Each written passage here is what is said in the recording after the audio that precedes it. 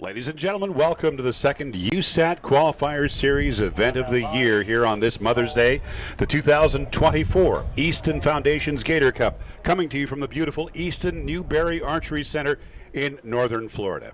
I'm George Tekmanchuk, joined by my good friend Justin Hewish, the most decorated archer in American Olympic archery history.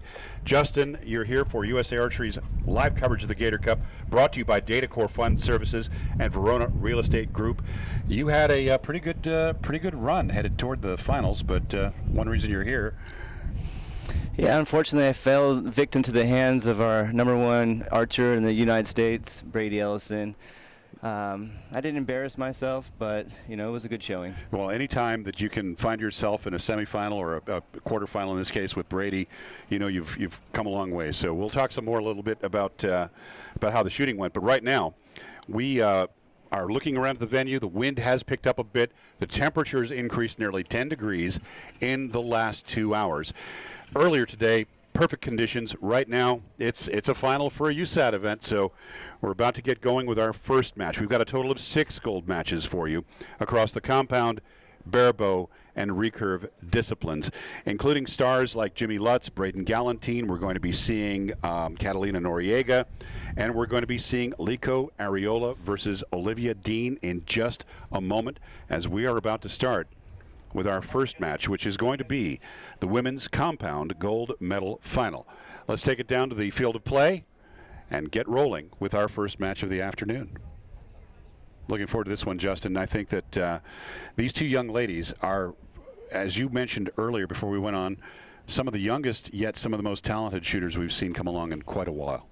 Yeah, it's going to be a fun match to watch here. It's always good to see, the future of our sport in real life right here. These girls are going to definitely give us a good showing. Yeah, the coaches are on deck. I believe that's Heather from Lancaster Archery Academy, and that's Terry. That's Liko's mom up there, as she often is, backing up Liko. And the archers are about to come out. It's going to be, by the way, Olivia shooting first on target number 2. It's 50 meters to the target. Tell us about the target, the 80-centimeter target. They're shooting an 80-centimeter target. It's a smaller version of the full-size one because they don't need to have rings out that far. So the middle of the target's got an X ring and a 10 and a 9, and then the red is 8-7 and the blue is 6-5. And 50 meters is about 54 yards. And these archers are going to be shooting 15 arrows each, total of 150-point score. Archer with the top aggregate score will win the match.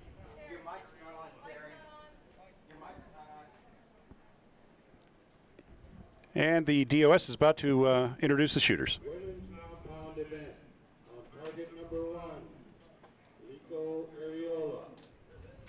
Target number 2, Olivia Dean. The round judge for this match is Todd Wilson. Okay, so we've got a bit of a breeze that's coming from the right to the left, Justin. These folks are not going to be needing to hold off as much as you and I might with a recurve bow. Yeah, but you'll be pleasantly surprised sometimes with this the heat here and the heavy air of Florida. The arrow tends to move a little bit more than you expect. And the fact that they were shooting with no wind this morning, they were on the practice field today, trying to hone in for this win, and hopefully they can make the appropriate adjustments. Yeah, it's a really good point. We're practically at sea level here. It is thicker air. We've got a warm afternoon. The American flag off in the distance there on the right between the target and the water tower. I don't know if it can be seen on screen right now, but that might be a very good indicator. That might be a very good indicator for our event conditions here as we're about to get underway. Olivia shooting first on target 2. And she opens with an X. It's exactly how you want to start a match. 100%. Liko with a 10. No real advantage to shooting an X until you get to a shoot-off situation. But it's a nice way to start psychologically. And a 10. That's a tall 10, just like Liko's first shot. That's a 10. 9, excuse me. It actually looks like a 9, yeah. It's a 9, pardon me.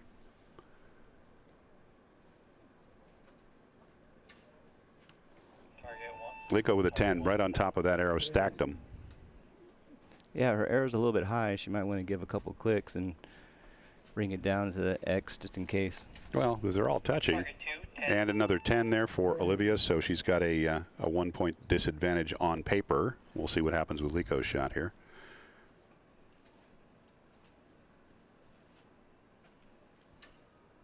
And a 9, so it's a tie. Liko's arrow just barely out. And like I said there, she's shooting a little bit high. She might want to give a couple clicks to try to prevent that from happening again.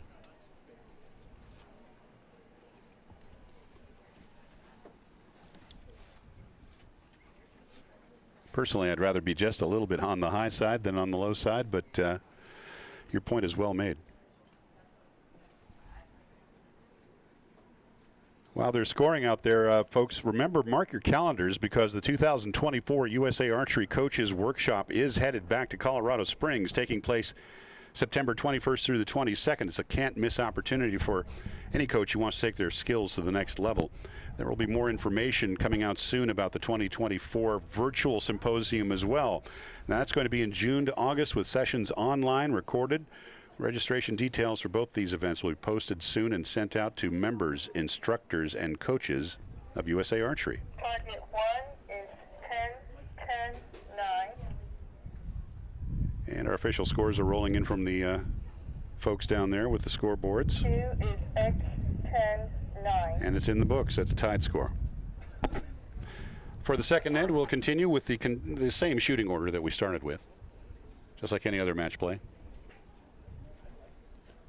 Have you, you've always shot recurve as long as I've known you, for 30 years now. Have you ever wanted to play with a compound bow? It's funny that you asked that.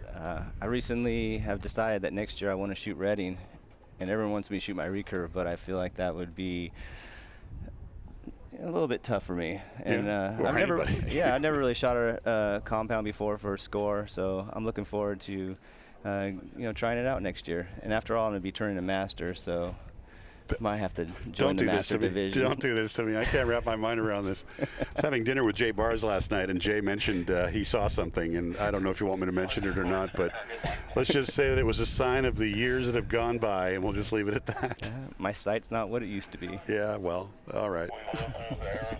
Don't feel bad about it. It happens to everybody. All right, arrows are being retrieved. Off to a little bit of a slow start with the, everybody getting ready to continue the afternoon. Don't forget, we've got right after this compound women's final. By the way, 15 arrows in one of these final matches, and right now we've expended 3 of those, so we've got a dozen shots to go. Right after that will be compound men's final, which will obviously be another treat because we've got 2 world champions up against each other this afternoon. All right, we're back to the original shooting order. The scores are official and on the board. Everybody seems more or less happy, and Olivia will be shooting first on target number 2. If there were a grouping award, I think Liko would have had the grouping award for that first end. 100%, but you don't get points for groups. Nope. We'll see if they took your advice virtually and moved their sights. And there's a 10. 10. The good thing is the wind seems to be very consistent. It is, isn't it? It's coming right to left. It doesn't seem to be pushing real hard. Liko taking out the spider.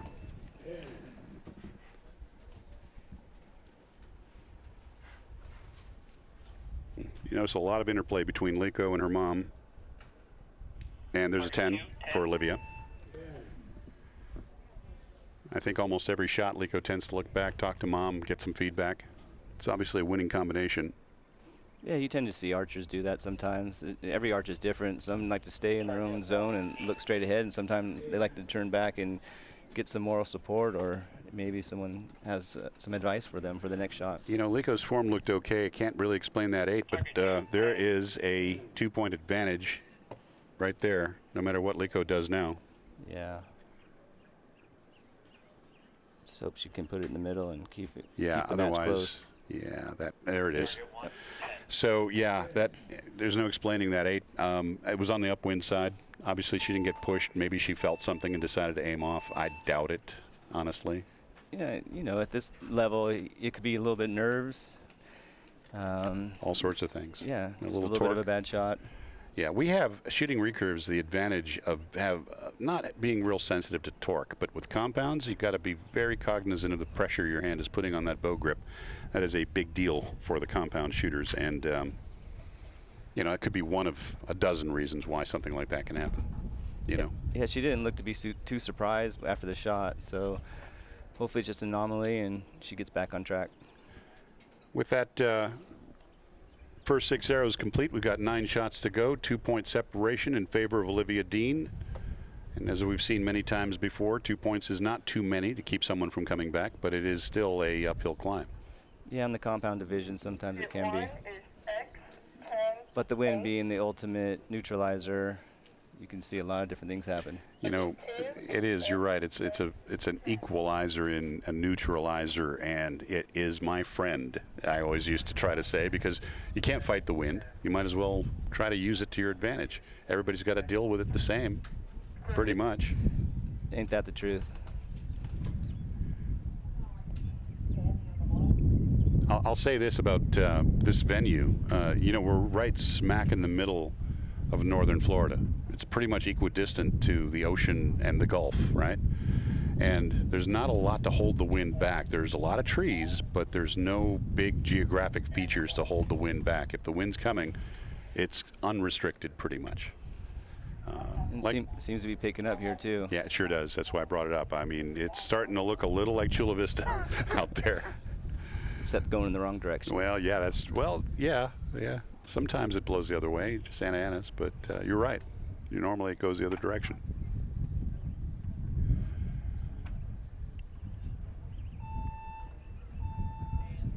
And you might, folks at home, be hearing a little bit of that wind come across our microphones. We do have them protected to some degree, but we're out here in the breeze with the shooters, so apologies for that one.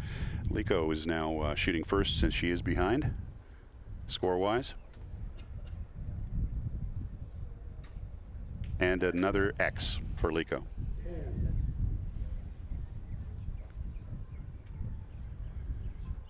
Arrow number 12 for, arrow number 7 for Olivia.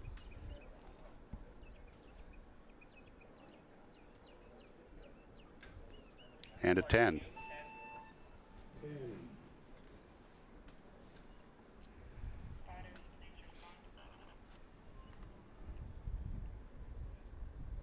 It looks like to me like Olivia is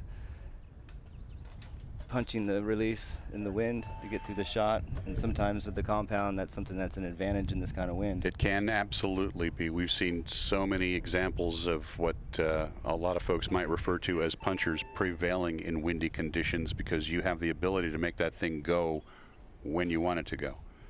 Now, typically that's not considered an advantage for canonical target shooting, but Jimmy Lutz is a little bit of a puncher. You can look at Dietmar Trillis, the winner of the World Championship back in Germany almost 2 decades ago now. He kind of was the first serious puncher to make it happen, you know, and it really was handy for him at that event. That was such a windy tournament. Okay, so Olivia is responding strongly. She just shot 3 10s. We continue to see Liko continuing to fall back just a skosh here. That's 2 more points, so it's a 4-point differential unofficially on the board. We'll just wait and see what the official call is, obviously, in just a few moments. But yeah, it's a disadvantage for Liko to be 4 points behind with, you know, 6 arrows to go at this point. Yeah, especially with the way Olivia's been dialed in so far. Well, she looks pretty strong. Look at the body language, right? I mean, look how comfortable she looks. She's smiling. She's talking to her coach. She's checking her fletching. She looks very relaxed. And I think that that is exactly where you want to be for high performance in a time like this. So it's, yeah, she just looks totally natural up there, doesn't she? It's amazing. These young kids coming up, they're just fearless. It sure feels that way sometimes, doesn't it?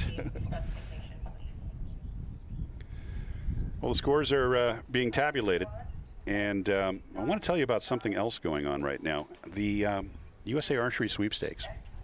It's a chance to win some pretty cool prizes. This week they've got a Hoyt bow. I saw it on the email, right? $100,000 in prizes, and there's no limit on how many entries you can purchase and how many times you can win. This is pretty cool.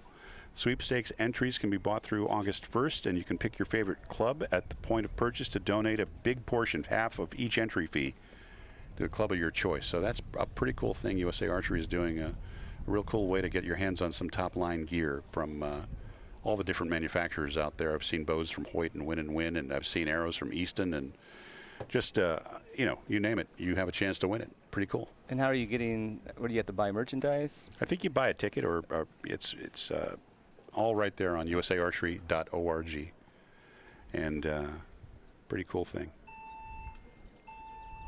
All right, we're back in action right now, and it's going to be Liko shooting first on target number 1. She's officially 4 points behind right now.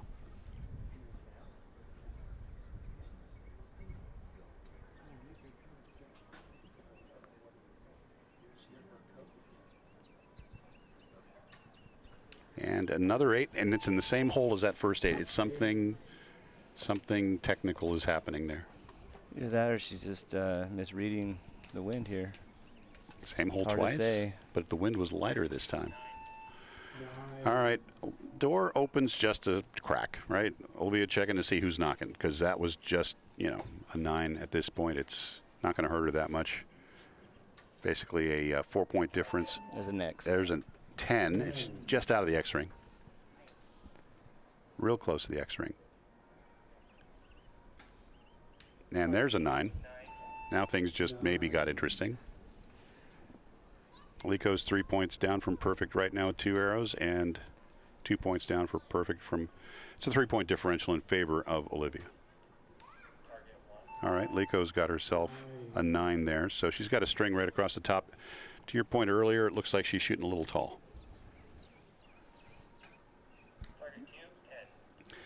Here's a 10-9-9 for Olivia. So we'll wait for the official score to roll in, but right now, She Olivia might have continues. increased her lead a little bit. Yeah, just by 1 point perhaps. This is obviously, you know, pressure's on for both shooters, but Olivia looking like she's fiddling with a couple things. Liko's just talking to her mom, looking, now she's the one looking more relaxed at the moment. Wind has shifted a bit, hasn't it? Yeah, it's died down a little bit, but it seems to be coming from a little bit of tailwind now.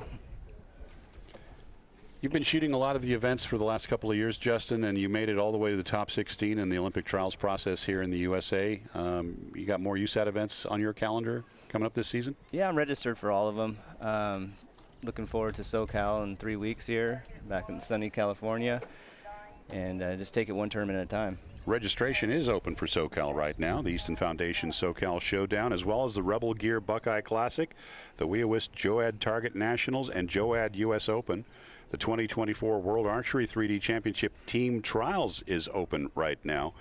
And you can see it all at usarchery.org. Make your arrangements, because those things, they fill up fast. They're popular events.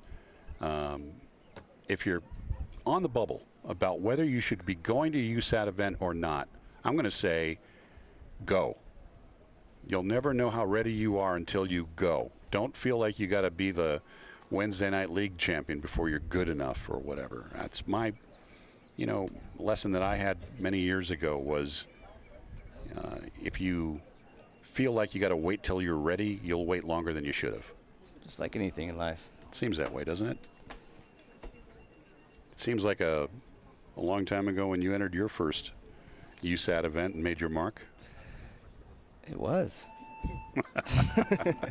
All right, we're back in action, Justin. It is a 5-point advantage now for Olivia as we go into the last regulation scoring end.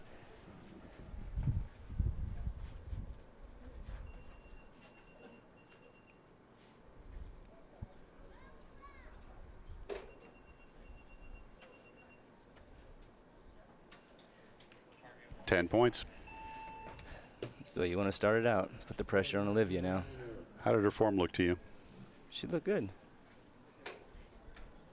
And Olivia's not feeling the pressure, if that was what the intent was, because there's another X ring. Yeah, she's looking outstanding. She Her really rhythm is. and timing right now is just exactly what you want to do in this type of wind. And another 10 for Liko.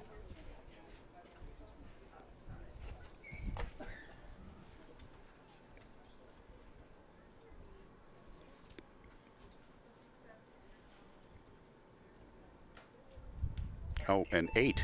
Long hold there. Yep. So the door is open slightly here. Liko needs to put one right in the middle and follow that pressure back on Olivia. Liko with a 10 liner. It's in there. 10-9 liner. Let's see how well Olivia responds to this one. 8 ring is good enough to win. And there's a 10. So Olivia Dean is your Gator Cup champion, Justin. Yes, congratulations to her. Yep. Awesome job. The winner of the bronze medal at the World Cup mixed team event that took place in Shanghai last month. And she took that same ability and brought it to a stage where she had a very formidable opponent with a great reputation early in her career, Liko Arreola of Hawaii, and Liko will be our silver medalist.